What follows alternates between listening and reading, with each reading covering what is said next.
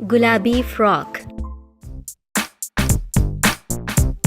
सितारा शीशे के डिस्प्ले में सजी गुलाबी फ्रॉक को देखने में इस कदर महव थी कि उसे एहसास तक नहीं हुआ कि उसके पापा कब से हाथ में आइसक्रीम पकड़े उसकी महवियत टूटने के मुंतजर हैं। मगर सितारा इर्द गिर्द से बेखबर फ्रॉक देखे जा रही थी। मजबूरन एहसान साहब को उसकी आंखों के सामने अपना हाथ लहराना पड़ा। तब कहीं जाकर उन्होंने फ्रॉक से नजरें हटाकर आइसक्रीम को देखा जो तकरीबन पिघलने के करीब थी। पापा के हाथ से आइसक्रीम लेकर वो गाड़ी में जा बैठी। घर जाने के बाद भी वो फ्रॉक उसके जहन में रही। उसे भूलने की हर मुमकिन कोशिश की। बिलाखिर मजबूरन पापा से फरमाइश कर ही डाली कि उसे गुलाबी फ्रॉक खरीद कर दें जिसे वो पार्टी में पहनकर जाएगी। सुबह एहसान साहब ऑफिस चले गए और नन्ही सितारा शाम तक अपनी नई फ्रॉक का इंतजार करती रही। खुदा खुदा करके पापा की गाड़ी का हॉर्न सुनाई दिया और वो पलक झपकते गाड़ी के पास जा पहुंची। मगर ये क्या? पापा के हाथ में फ्रॉक की बजाय मनी बॉक्स था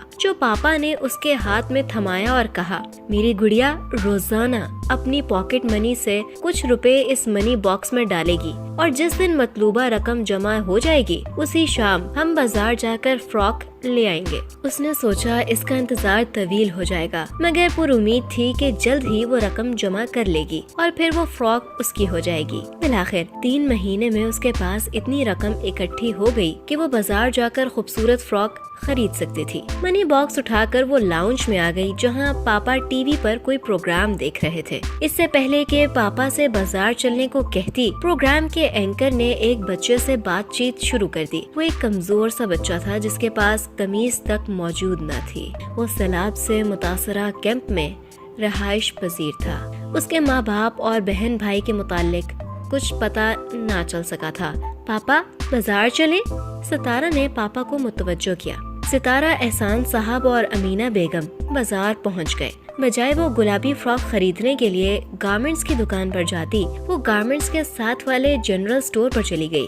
वहाँ से खाने पीने की ढेरों एशिया पैक करवाकर जब वो गाड़ी तक पहुँची तो अमीना बेगम ने हैरान कुन नजरों से उसको देखा। उस पर सितारा फौरन बोल पड़ी, पापा आप हमें सैलाब से मुतासरा कैंप ले चलें। मैं वहाँ पर ये चीजें उन बच्चों को देना चाहती हूँ। क्या हुआ अगर मैं पार्टी में गुलाबी फ्रॉक ना पहनूं?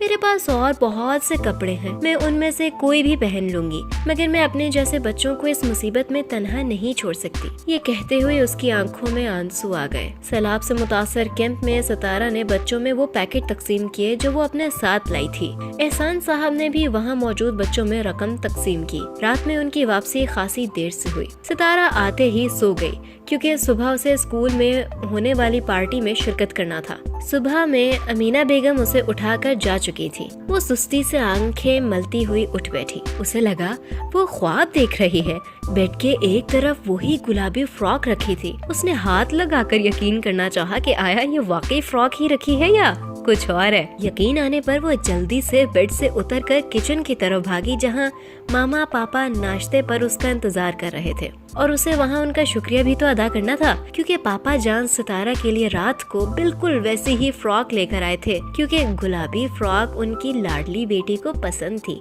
इसलिए इसे सरप्राइज दिया था। प्यारे बच्चों, हम सबको ऐसी नेकियां करते रहना चाहिए और अजर अल्लाह पर छोड़ देना चाहिए।